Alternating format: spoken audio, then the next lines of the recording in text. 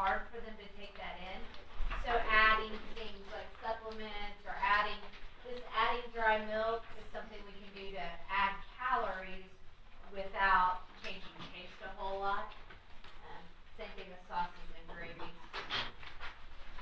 So think about difficulty swallowing, aspiration risk, but also think about high calorie need. Now, radiation. These are side effects of radiation. So we covered radiation in a general sense. Let me give you a quick reminder. Radiation only causes symptoms in the area we're irradiating.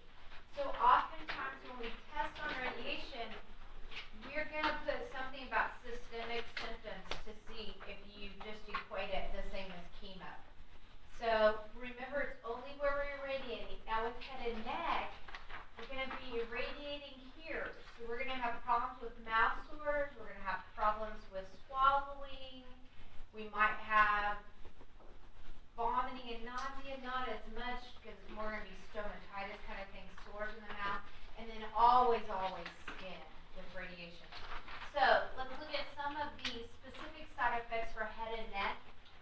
Xerostomia, fancy word for dry mouth. And think about what you would do if your mouth is dry. Don't look at it and tell me the things you would tell somebody if their mouth is dry. Hard candy to suck on, so it gives you moisture to your mouth. Water, lots and lots of liquids. Water, ices, anything, keep it with you all the time. The other thing we can do is artificial salivation or saligen. It increases your saliva production. So you guys don't need to memorize this. Now, mouth rinses can be a problem because a lot of them have alcohol in them, and that would dry your mouth further. But the point of this is saying non-alcoholic mouth rinses is that tends to make you feel better, want to eat more when your mouth is clean is the idea. But you don't want one that's dry in most mouth. Most mouthwashes are. Always keeping water with them. Because again, you know how to treat a dry mouth. Think about what you would do for that. Fatigue. Fatigue is just kind of a consequence of radiation in general and chemo. So you just basic things for that. Stomatitis, again, specific to head and neck cancer, is to get sores in your mouth. Yeah. Is fatigue not a systemic? It is a systemic thing, but I think because just radiation and how it damages cells and uses up energy, I think that's why that would be positive. Stomatitis, again, think about what you would do. If you have sores in your mouth, what are you going to do? You're not going to want to eat is a really big problem. And so we got to figure out how to get you to eat. So it's giving you pain relief before you eat, whether that's with Tylenol or narcotics or whatever, or we tend to use this, Benadryl Maalox lidocaine. It's a 3-in-1 mix. They call it magic mouthwash.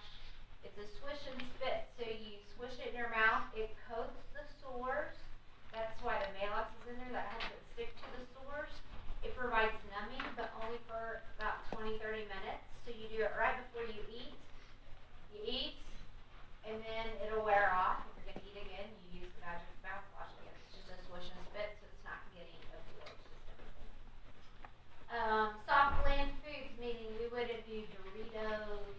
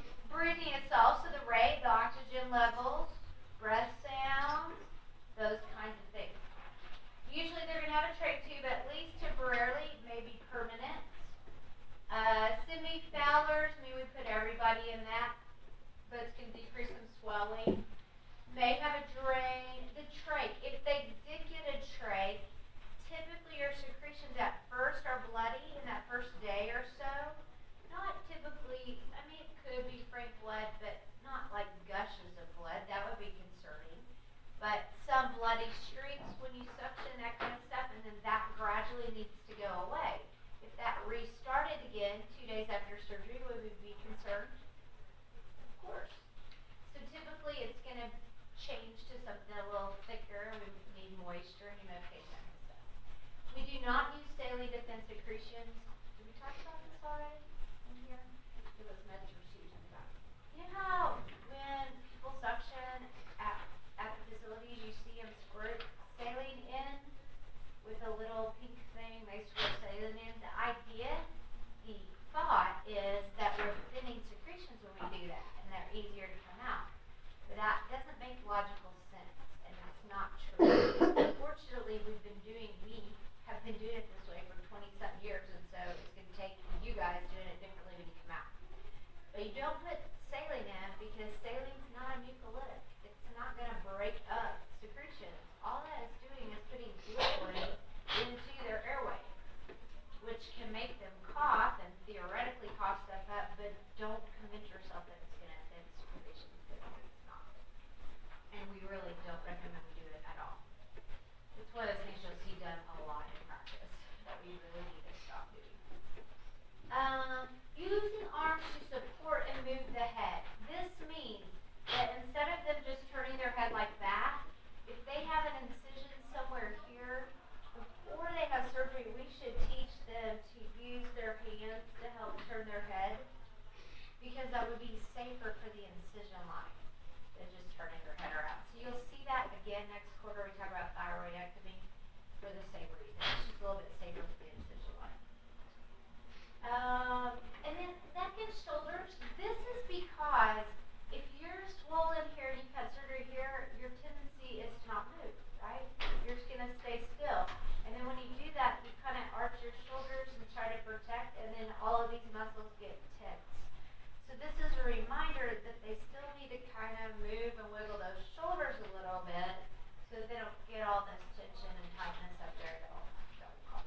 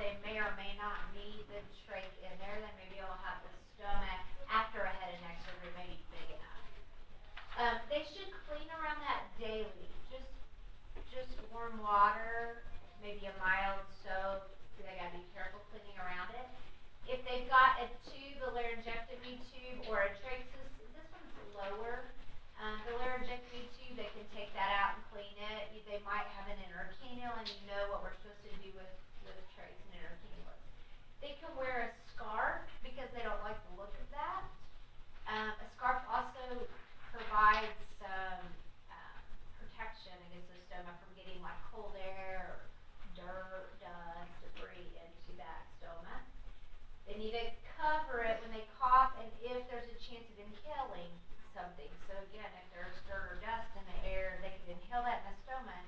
And remember that bypasses the normal filters. So you don't have the nose hairs and cilia and all those things that trap particles. So they have more risk to get an infection from that. They can shower, but they have to use a collar that actually covers that up, because otherwise then water is going directly into the lungs. So that would not be good. Yeah. Are we talking about this like after they're done with therapy? After they've had head and neck surgery, if they're going to have a permanent opening. Okay. As opposed to just to check that it could be a permanent opening or it could be something that's temporary. This is more permanent. They're going to do that. Why would they have it? Some of need it, another trick or? yeah, some of it's airway, some of it's control of secretion. It's really the same kind of ideas that we talked about with trach. It's not always that you need it for an airway itself. Okay. It may be for control of secretion.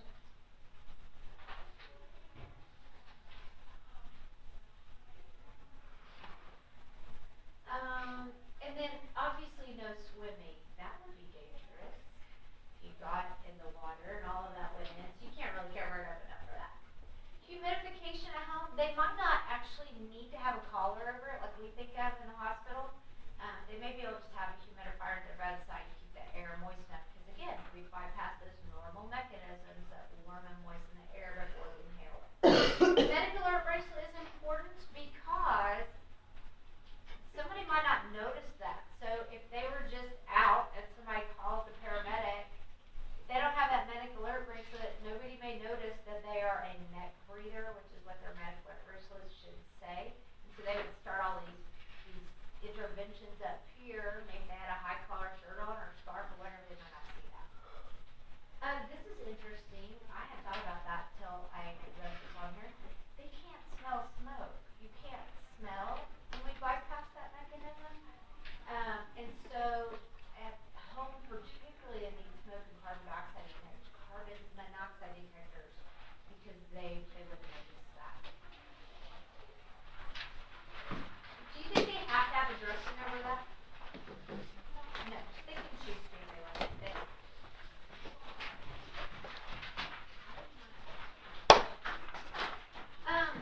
I mean, they are, if they're not being careful to make sure they don't inhale things. Alright, lower respiratory is where we're going to move now.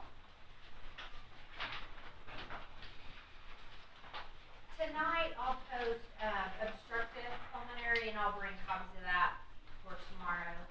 I redid it and I didn't have it done before last night. Well, it's not done yet. It'll be done today. I did though bring neuro, because we'll start neuro assessment. It won't be on the next exam, but we'll move forward onto that tomorrow. Alright, lower respiratory, we're only doing the first half of the chapter. The second half of the chapter, it starts at acute, like chest trauma. We'll cover that in med-surg too. Chest tube, pneumothorax, that will cover it. So we're going to do the first part, TB, pneumonia, lung cancer. Alright, the very first part talks about acute bronchitis and pertussis. I don't figure we need to talk much about bronchitis, because probably everybody has had it.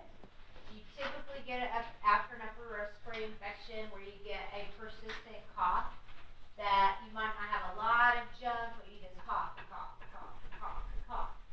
It's self-limiting, meaning we really don't have to treat it. Typically, it's just supportive. It's usually viral, it's usually an irritation, you don't need antibiotics.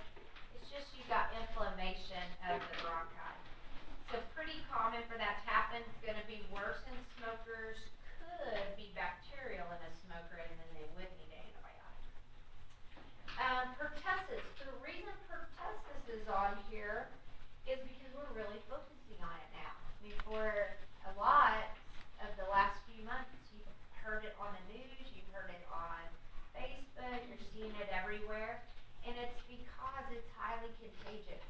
And we vaccinate against it, but what we're finding is that adults need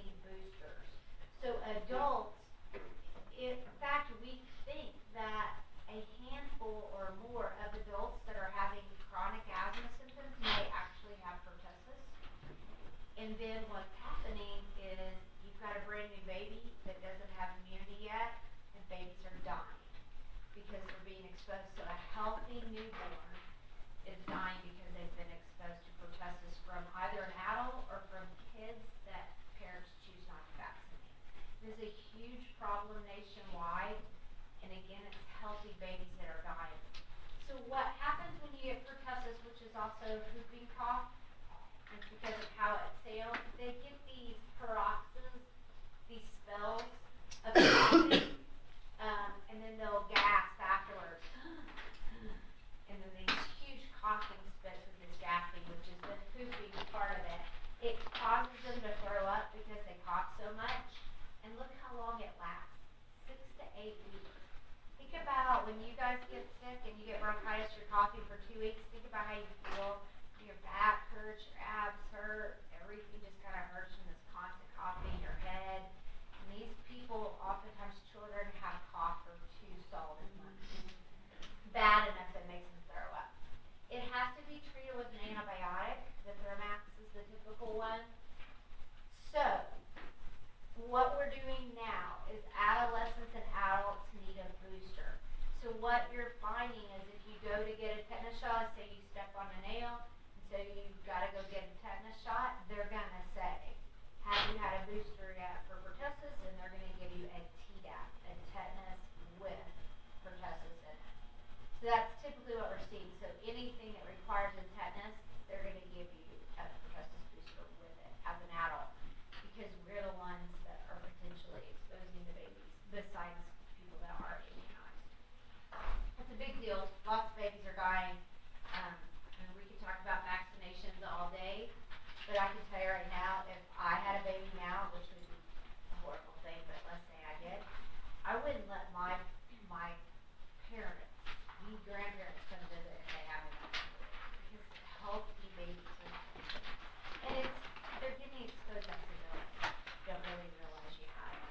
So what we're seeing in the hospitals is anybody with a respiratory illness, once they get better, they're going to recommend they get pertussis boosters. You're going to see us give it more in the hospital, just like we give flu and pneumonia vaccine. Alright, pneumonia. Pneumonia, you know generally what it is, acute inflammation of lung tissue. It typically happens when your normal defense mechanisms are incompetent or they're overwhelmed, like you're a little immune suppressed because you're stressed, you're not eating right, not sleeping right, that kind of stuff. More likely to happen.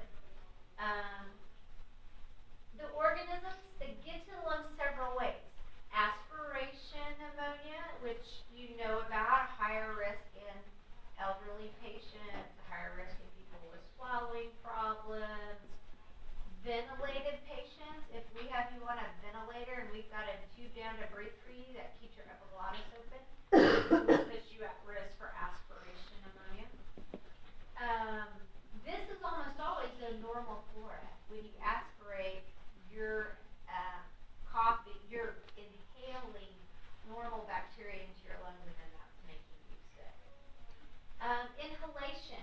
This is going to be more mycoplasma. We hear about it sometimes like through air conditioning vents and things like that. Fungus can be through inhalation.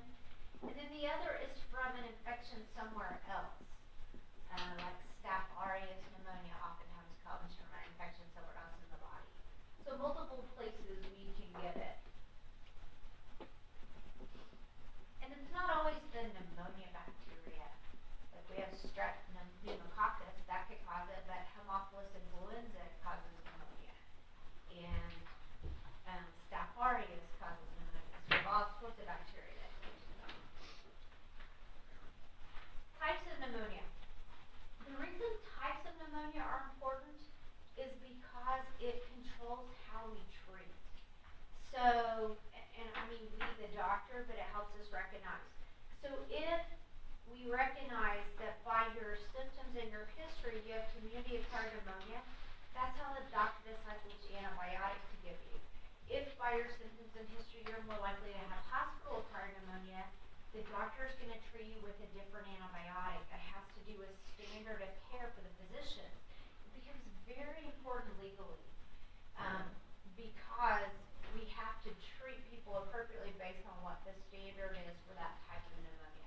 So maybe that'll make a little more sense when I explain it. So community-acquired pneumonia is CAP. Community-acquired pneumonia is pneumonia that you theoretically got from the community. So if you are hospitalized and you have a pneumonia when you're hospitalized, you know, if you have it as you have it, that's community acquired most likely. You got that from the community, we treat it a certain way. If you develop pneumonia within the first 2 days of being in the hospital, we assume it was already brewing before you came in, and that you didn't get it from our hospital, you already had that. So that's the general rule for community acquired. It's also important in terms of reimbursement, in terms of safety for hospitals. Hospitals are graded on things like hospital-acquired infections, and so it becomes important that we know. So within 2 days of admission, we consider that community acquired. We see this a lot more in the winter. People that smoke going to be more likely to get this because it decreases their defenses. It could be viral too. So when you get chickenpox, you can get a viral pneumonia. When you get influenza, you can get a viral pneumonia. So it could be either of those. Hospital acquired, so we have, all of these are hospital acquired, by the way. HAP, VAP, ventilator associated, you're not going to be on a ventilator, generally, unless you're in the hospital. We got a few home vents that we do, but generally we consider that a nosocomial or hospital acquired infection. Healthcare associated, HCAP, it's like abbreviations. But think about how you get this. So this happens 48 hours or longer after admission. So we assume that if you develop a pneumonia more than 2 days after you've been admitted, it's our fault. I mean, it came from something in the hospital, whether that's dirty equipment, whether that's just being exposed to a bunch of sick people, whether that's we had you on a ventilator. So now not only do we have a tube down your throat that increases your risk of infection, we bypass your normal mechanisms. Think of it like that. Don't think of it as, oh, they've been immobile and they had a little bit of a cold. That doesn't, just having a little cold, just being immobile doesn't mean you're gonna get a hospital part of it. It's gonna be something a little more distinct than that. So some of the predisposing factors for that, hospital-wise, endotracheal intubation, immunosuppressant therapy, if we're giving you immunosuppressant drugs or chemo, that kind of stuff. General debility, being weak and immobile, and then being exposed or contaminated equipment. This is important because they tend to get sick faster, higher mortality levels. We oftentimes have to be a little more aggressive with our treatment than a community acquired. Aspiration. Aspiration pneumonia follows aspiration of either water, food, fluids. It could be vomit, aspiration of anything from the mouth or the stomach up into the trachea and then into the lungs. Predisposing factors to that. Who's at risk for aspiration pneumonia? Stroke patients, unconscious or decreased level of conscious patients. What about patients who are getting tube feedings? Why? Why do tube feedings increase our risk of aspiration? We're usually on tube feeding sometimes because of this. Yeah, sometimes it's because, but let's think of another reason. When we tube feed somebody, we are controlling the volume. Whereas if you eat and you feel too full or you don't feel like you can eat, you typically don't. So you have that safety protection for yourself. But if we're feeding you, we're giving you a set volume. Now we try to account for that by checking residual prior to giving it. That tells us if maybe you have too much volume in there already, but it doesn't take into account everything else that may make you not want to eat. So we're bypassing your normal mechanisms when we're tubing you. Either bolus or continuous. I mean, continuous, we got to stop and check residual routinely and see if we're overfilling. So tube feedings make us at risk. How do we try to help with tube feedings besides checking residual? Head of bed up always when they're tube feeding. All right, opportunistic infections. Opportunistic pneumonias do not happen in normal, healthy immune systems. And they don't happen in just simple debility. They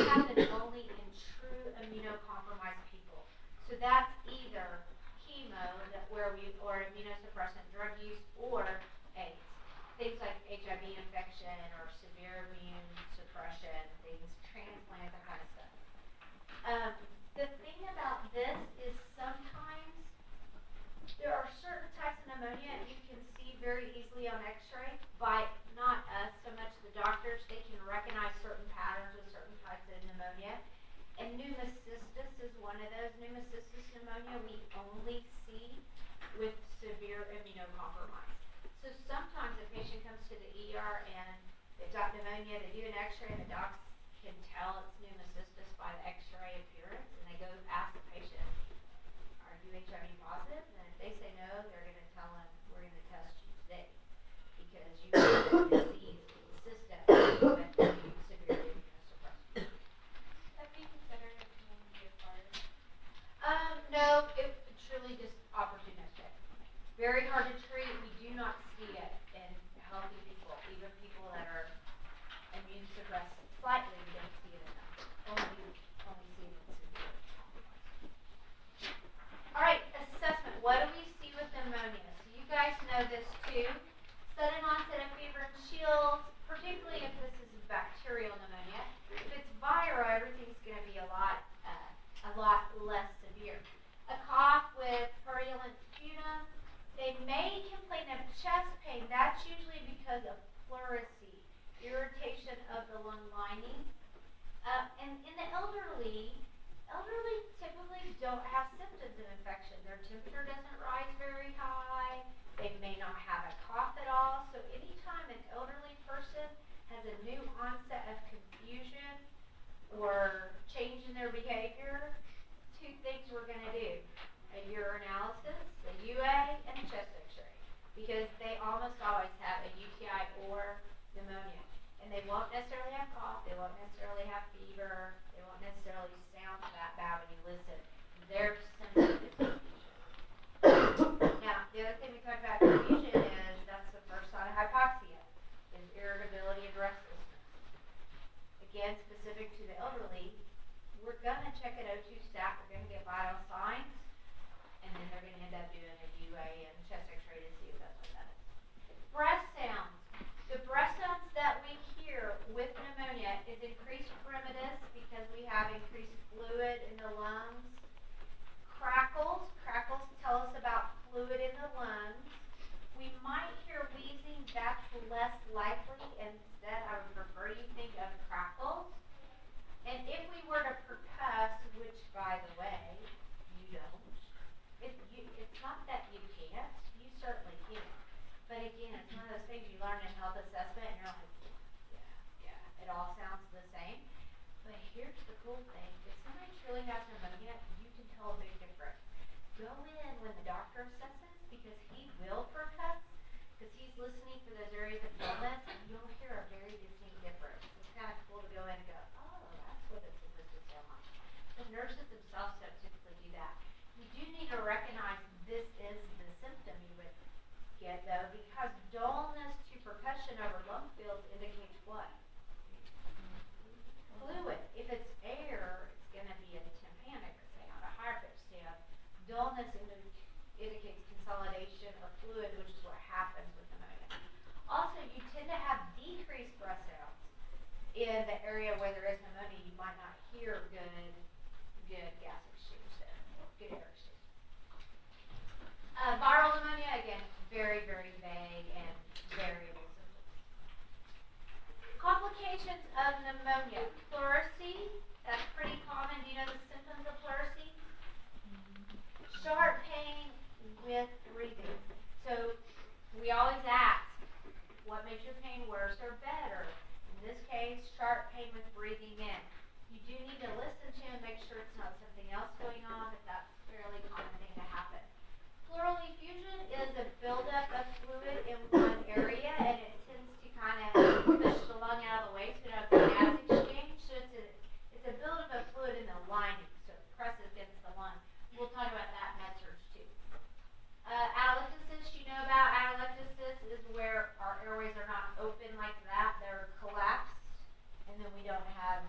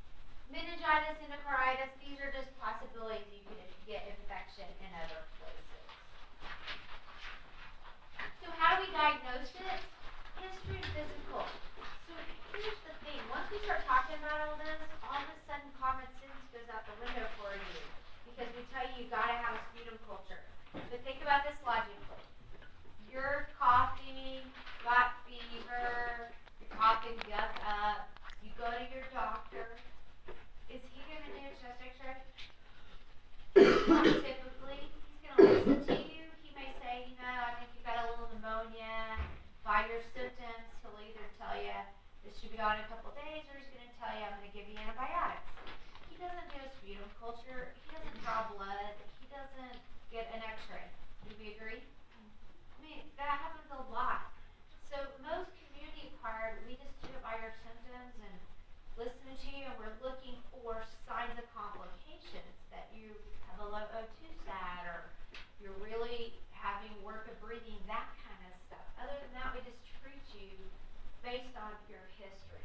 But in the hospital, they have cough and fever, and they're in the hospital, the doc is going to get a chest x-ray. That sometimes is enough. That just by what the chest x-ray looks like, the doc says, oh, you have pneumonia. So ideally, we would do a sputum culture before we start antibiotics. It's rare that we do that, because it's really hard to get sputum culture. Most people cannot cough up true gut. They'll spit, and that isn't a culture. And we often have to have respiratory come in and induce a culture. So if they have a trach, yes, they're going to get a sputum culture. You're going to do it with that cute little delayed mucus trap I showed you last week. But most everyday Joes, we're not doing a sputum culture. Unless, they've had symptoms for a long time, we're not sure, our treatment's not working, then we would do it. Otherwise, we just don't typically do it. So, they'll do antibiotics based on your symptoms. ABGs, again, rarely are we going to do that. That's very painful. Again, in the hospital, you're sick. We might do an ABG if you're in distress. White blood cell count, what do you expect it to be? High, because you're having an inflammatory process going on. So typically we'll see that it's increasing or it is high. Treatment. Flu vaccine and pneumococcal vaccine. So of course this is not treatment for pneumonia. This is prevention. So we don't want people to get pneumonia. So anybody that is at risk, that means smokers, that means anybody with chronic disease, not just lung disease, cardiovascular disease, anybody who takes immune suppressants, anybody who's immobile, those kind of things predispose you to get pneumonia. So we give flu vaccine, we give pneumococcal vaccine. I think we talked about the difference between them. Flu vaccine prevents pneumonia because you can get pneumonia from flu. That's what kills people with flu. It's not the flu, it's the pneumonia they get. So flu vaccine will prevent that. We take it how often? Once a year. It's going to vary every year we get it. We talked about how we develop it and all that. Pneumococcal vaccine, remember, it's not really every 5 years. It's really a booster in 5 years. So it's a little bit confusing, but here's the rules for pneumococcal vaccine. Over 65. Anybody over 65 should have pneumococcal vaccine and a booster in 5 years. So if they got one when they were younger and they haven't had a booster, they need one booster. Anybody age 2 to 64, so anybody younger than 65, if they have any of those risk factors, long-term chronic health problems, immunosuppression, that kind of stuff. Here's another one. This one's kind of new. 19 to 64, smokers or asthmatics. So nothing else, no history of heart disease, asthma, or your smoke, you should have the pneumococcal vaccine. Yep, sorry, 19. I wouldn't worry so much about the numbers. Just think about the groups. And then, again, it's the booster in 5 years. So if you smoke, and so you're 20, and you take the pneumococcal vaccine, in 5 years you'll need a booster, and then you should be done with it. We are giving pneumococcal vaccine to babies, so it'll be interesting to see how our pneumococcal vaccine rules will change in the next 30, 40 years, because that may be different now that we're giving it to babies typically. But for now, that's the rules. So we talked, I think, a lot last week about how do you explain. There is a question about that on stuff. So make sure you do understand the difference between pneumococcal and flu vaccine. Prompt antibiotic treatment, if indeed we think this is bacterial, we need to get antibiotics going. Why does it say this, 48 to 72 hours? Are you going to have fever the first day of getting treatment? So let's say I've been running fever, I go to the doc says, oh yeah, that's pneumonia,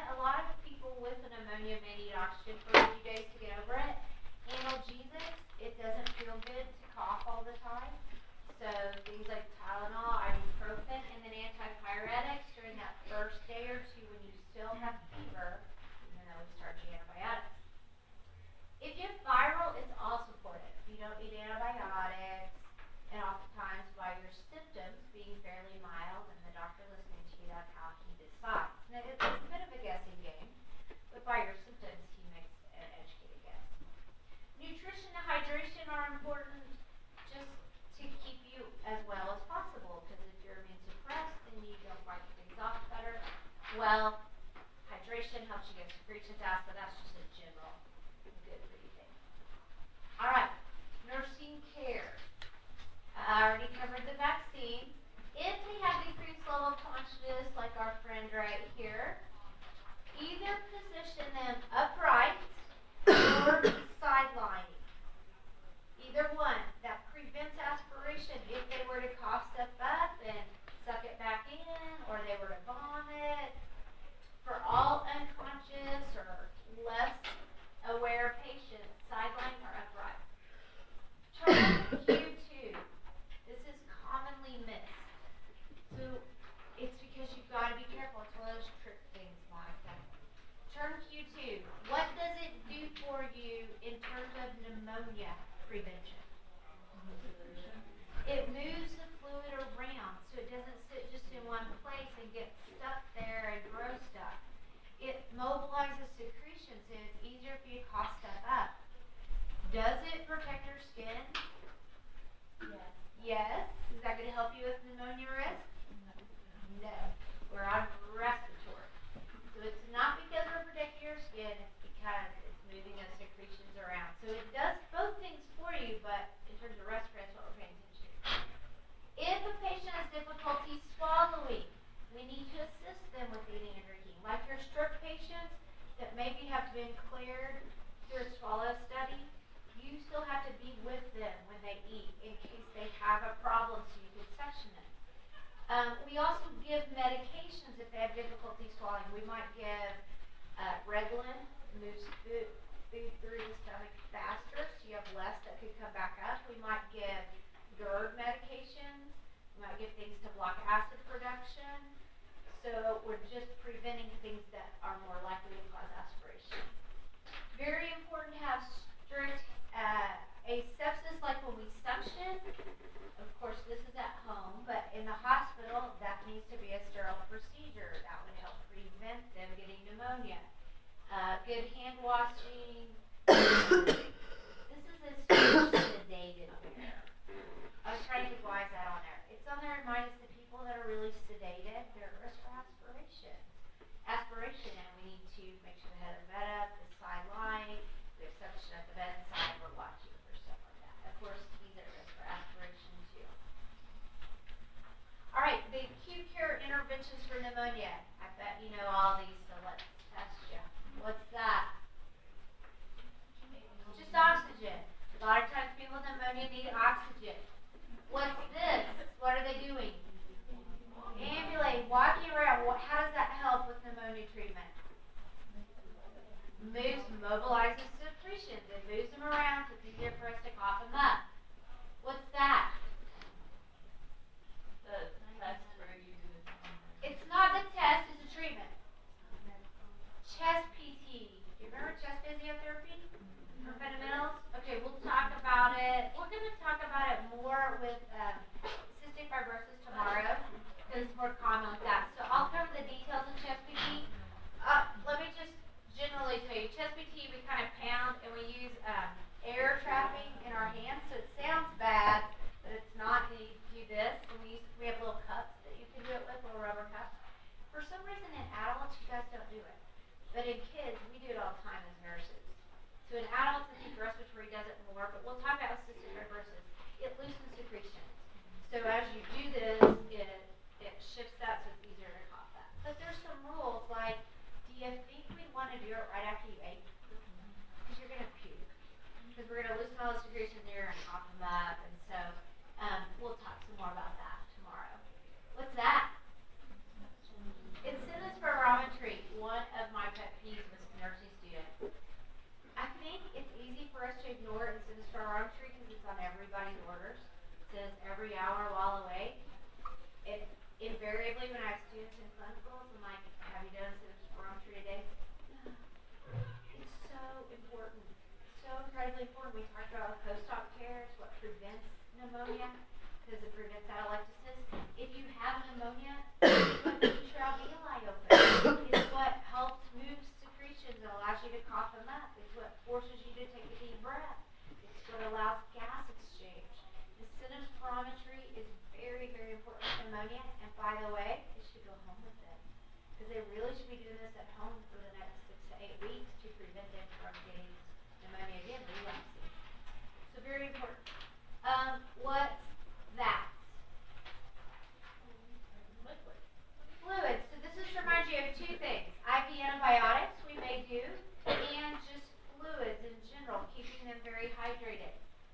I shudder to ask, but you guys seem like a very good group, so I don't think you're going to think crazy things like my class last quarter. But this, do you know what the purpose of that is? It's for postural drainage. We'll talk about again with cystic fibrosis. It allows drainage of different parts of the lung. So it's actually called a wedge, and they can lay on and then it drains, and then they can lay the other direction, head down, and it drains. We do it a lot more with cystic fibrosis.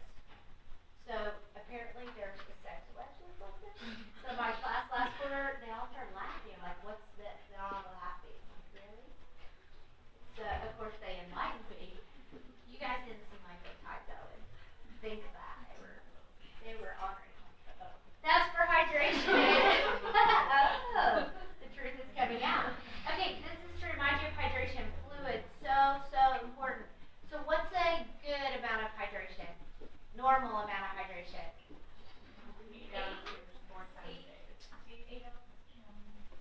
2,000 mils. 2,000 mils is normal hydration. So if we want to increase it, what should we tell them to drink? 3 to 4, yeah. You just have to consider other diseases they might have, like heart failure or whatever. What are these? What kind of drugs do you think? Bronchodilators. A lot of times with pneumonia, we end up needing to give them bronchodilators. Turn cough deep, breathe. Again, mobilizes secretions, move stuff around. What's that? Cold socks. So we're going to watch their O2 stat. Now, a couple of other things that are on there. Therapeutic positioning. Can't remember if we talked about this or not. We'll talk about it a couple of times in the future.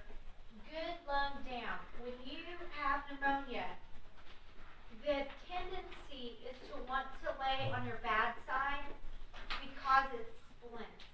And so you get splinting, and so it doesn't hurt as much when you take a deep breath. The proper positioning is good lung down. And that is to allow the bad lung to fully expand and to drain. So one person has asked me before, more than one, won't that drain the gunk into the bad lung? Into the good lung. But not really. It lets it drain out of the bad lung, and then you cough it up. So the idea is good lung down to allow the bad lung to better expand and to drain secretions out. Let's see. All of this stuff, by the way, turn off deep breathe, chest BT, we call it pulmonary toilet. So a lot of times you'll see that order, especially you'll see pulmonary toilet order. That means turn off deep breathe. Yeah, strange name. That's what I always tell you because it's kind of a weird name. Because you'll see in clinicals and go, what is that? Alright, this is home care. What do we do for home care? So let's test you here. Fluids should be here, by the way. So they should continue increase fluid intake at home. Why is this here, do you think? For home care? Follow up. They need to go back and see the doc because you can relapse with pneumonia. So we need to go back and make sure that you're doing well. What about this? Take your antibiotics until it's gone. We all know we should do that. We're not so good about doing it or telling people to do it. They need to finish it. By the time they go home, if they were in the hospital, they're going to be feeling better. They need to take that so that they stay better. What is this reminding us to do? After you're well, what should you get? Vaccinations. Flu and pneumonia vaccine. Very important. Don't like to pick it because it seems too easy. What is this telling us to do? Get rest. It is very easy to relapse with pneumonia, and rest and good nutrition is what helps prevent that, taking care of themselves. So it may take weeks to get back to their normal activities, and that's pretty common with pneumonia. Especially, let's say they're in bed just 3 or 4 days. We lose, I think it's 5 days, 3 to 5 days of strength every day you're in bed. So assuming you're a completely healthy person, just 3 days in bed, you're a week and a half to 2.5 weeks of strength loss. So it takes you a while to get back to your normal activities as expected. IS is here because they need to be doing deep breathing activities for several weeks after discharge.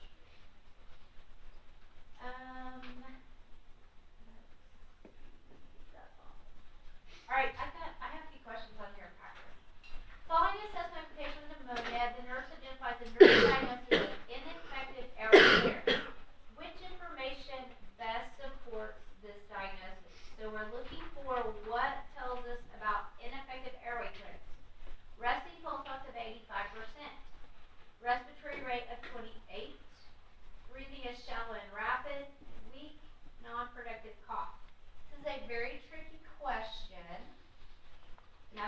up here for us to discuss. So before we discuss, let me tell you a couple things.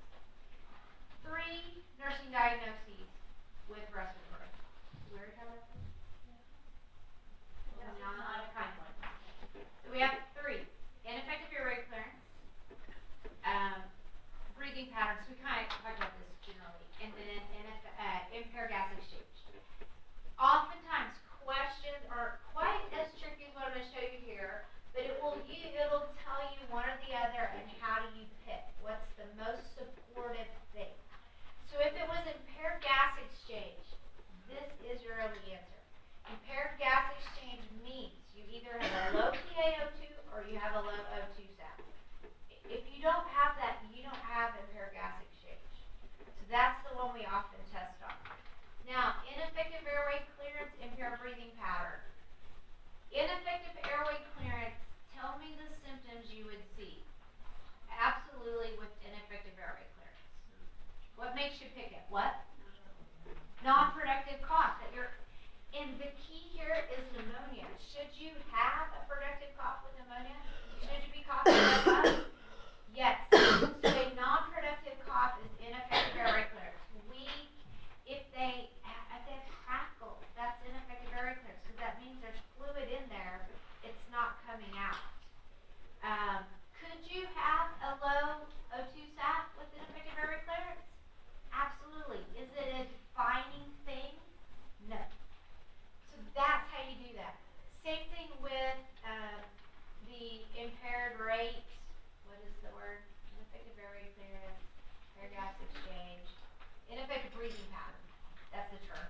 So ineffective breathing pattern, the defining feature will be respiratory rate or shallow or too deep or whichever. That's the defining features of ineffective breathing pattern. Does that make sense? So with all of them, you could have a low O2 sat, you could have respiratory rate problems, but you got to think about the defining features. Very commonly asked on testing and class. So for ineffective airway clearance, would that be like a patient asthma having like wheezing Yes, but they wouldn't ask it that way because that's more airway obstruction. So it's more likely to cause impaired gas exchange and respiratory ineffective breathing pattern, breathing too fast, than it is to cause ineffective airway clearance. They do have mucus production problems, but oftentimes it's the OG of the airway we're more worried about, so it's gas exchange. Yes? So, like with asthmatics, you kind of worry about like the cortisol levels. Do you worry about that with pneumonia too? Ever? No, be careful, because the only reason you worry about cortisol levels with asthmatics is if you're giving them steroids. Right. Which, well, like, because like it's supposed to exacerbate at night, so that's why we would give the steroids. yeah, we don't typically, you won't see anything of us talking about cortisol levels with asthmatics. We won't see us talk about that. So don't put that in your head as a defining thing at all. Right. I mean, we might occasionally that, but that won't be in there. So pneumonia, we certainly have occasionally. Okay, so this one is the weak non-productive cough because that's defining of ineffective airway clearance. And a lot of people will say, well, non-productive, then it can't be ineffective airway clearance, but it should be productive. It's non-productive because they're not able to get it out. It's too sticky, or they don't know how to cough right, it's too painful, whatever reason. They should have stuff in their nose. To promote airway clearance in a patient with pneumonia, the nurse instructs the patient to A. Splint the chest when coughing, B. Maintain fluid restriction, C. Wear the oxygen, D. Try the pursed breathing technique. So again, you have to think about what this is asking because are all of these but one a good thing to do with respiratory stuff? So which one is not a good thing to do? Fluid restriction. This is really there for people who aren't reading carefully because we know we want to increase fluid. But all these are good things. So I think respiratory becomes very frustrating for a lot of people because you go, well, it's all good. We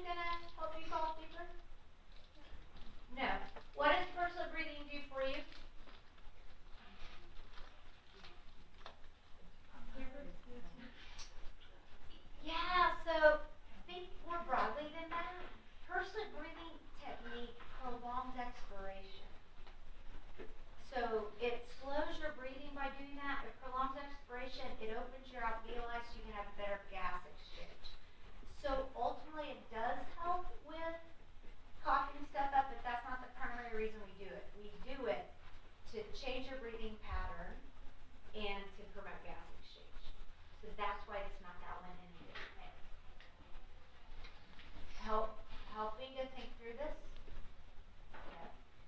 The nurse notes new onset confusion in an 89-year-old patient in a long-term care facility. They're normally alert and oriented. That's telling us cookie talk is not normal for them. And now they're talking cookie talk. And they're old. We're in the respiratory section. What do you think's happening? Possibly pneumonia or UTI, alright? So what do you do next? Don't look at this. Tell me what you're going to do, this confused old person. What are you going to do? You're thinking of UTI or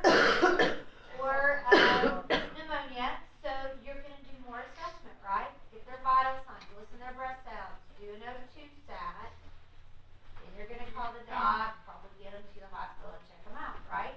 Make sense? Alright, check their pulse rate. Is that going to tell us a whole lot about what might be happening? No. Obtain an O2 stat. Yes, because that could be the cause. Notify the doctor. Yes. Document the change. That means you're not going to do anything. That you're going to say, oh, okay, no big deal. So we know it's not that. So now we're to B and C. Is this a pertinent thing to do before we call the doc? Absolutely. That's why we picked leaders. All right, TB. So I think this picture is really interesting. Nobody looks that sexy in a duck mask. And really, I'd love to know what the story really is, because you don't look that sexy. And who wears white anymore.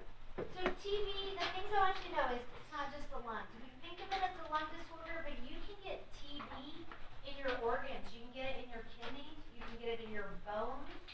You can get it throughout your body. And so it can end up being a really big issue. Also, right now we're having a resurgence in TB. That does not mean we have an epidemic. We don't have an epidemic in the United States. There is an epidemic in other countries.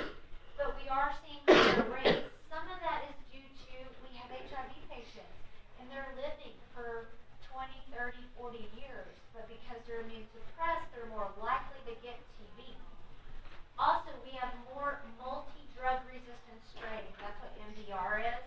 We have more of the multi-drug resistant strains because we have poor compliance with the meds. You'll see why. We don't always follow up well, and some of our drugs aren't working. We also now have some new drug resistant strains in India, in Thailand, South Africa. Those, because of airplanes, will end up being here in the United States. So we are seeing a lot more TB, so we need to be aware of it. The people at risk for TB, of course, this is a generalization, but these are your highest risk groups. HIV patients, because they're immune suppressed. Homeless. Foreign immigrants, that's what this is to remind you of. Anybody coming from another country is more likely to have been exposed to TB and potentially can bring it here. Older adults, people who live in institutions like prisons or long-term care facilities, because they're all close together. TB is not super contagious, but when you're in confined space, living close together all the time, like a prison or like, I hate that we don't get together, but like a long-term care facility, they're at big risk. So the law says that we have to test those people when they admit to those places, whether it's to a prison or long-term care. We test them for TB so that we can get them on treatment if they have it, because they're likely to pass it quickly throughout that facility. IV drug users, it kind of falls here. People in poverty, immunosuppression for any reason. All of those people are more likely to get TB. It is spread person to person, but again, not highly contagious. If you walked by somebody on the street that had TB, you're not going to get it. Now, if you're immune suppressed, you're hanging out with them, you might, but just walking by, you will not. But in a room like this, where we've got the doors closed and we're sitting here for 3 hours with each other, you could get TB because there are respiratory droplets, and so those would sit in the air, and it can actually remain airborne for a while. So sometimes you'll hear announcements on the news that say, if you were a student at BSN in classroom D between these dates and these days, you need to go to the health department because of TB. Of course, you guys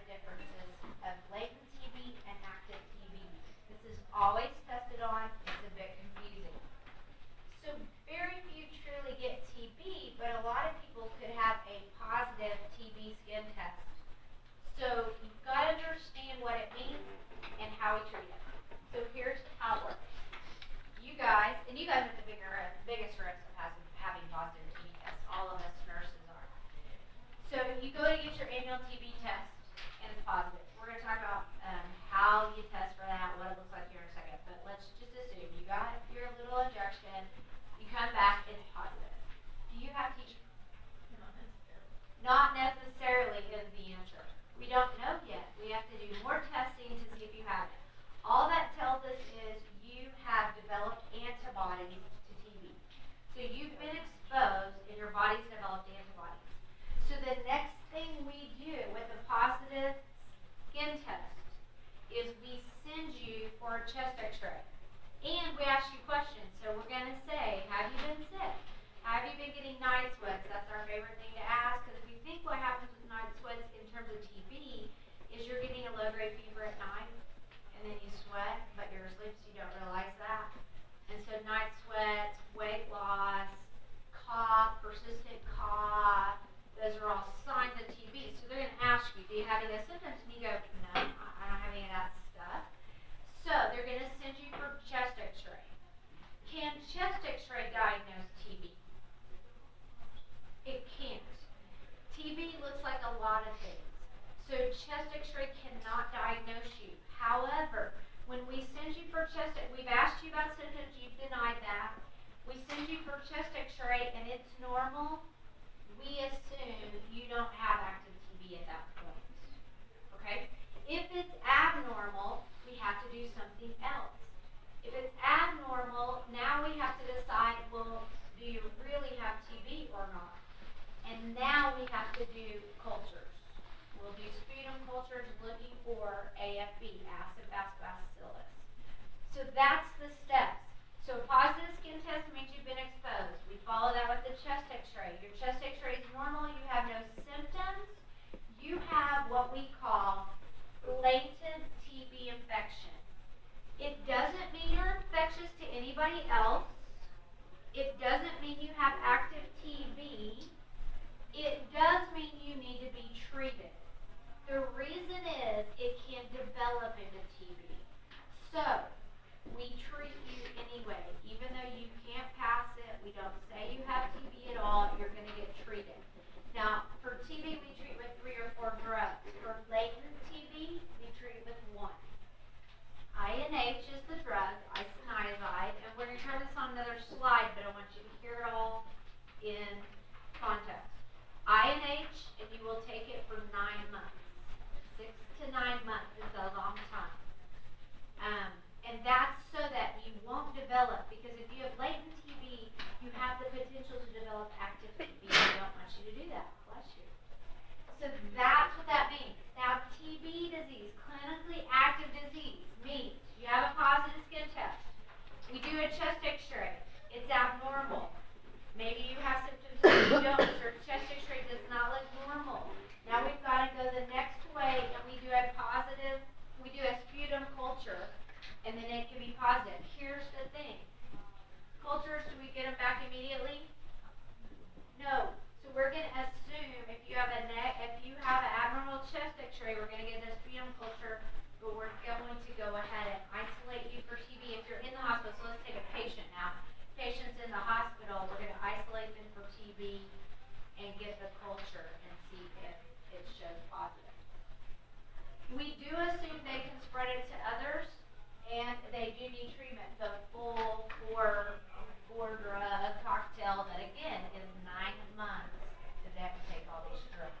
Would you start treatment after the chest x-ray, or would that not be? They would start it. Yeah, they would. Well, you would get the culture first, and then you would start treatment. So you see the abnormal chest x-ray, get a sputum culture, put them in isolation, and then start treatment. Is it often like asymptomatic like that, or you would leave? Yes. So we tend to find it where it most affects you is patients that get admitted, and you always ask screening questions. You always ask, do you have any unintended weight loss? Do you have any night sweats? Do you have persistent cough? If they have those things and they're in a high risk group, they're going to isolate them until they test them anyway. And the doc's going to say, do a TB skin test and put them in negative air flow until we get the results, and then they'll follow the rest of it. Yeah. If someone's being treated for latent TB, can they work in healthcare? Yes. Yes. Because again, you are not infectious to anybody else.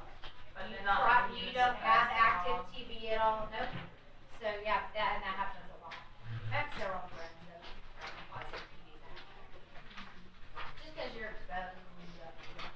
Symptoms, cough lasting 3 weeks or longer, just general debilitation. I already mentioned that. Night mention, typically they do not have shortness of breath. Typically they don't cough up blood. That's not typical for TB. They could. And remember this, if you're immune suppressed, like you have HIV infection or you have immunosuppression for whatever reason, you don't have the ability to fight.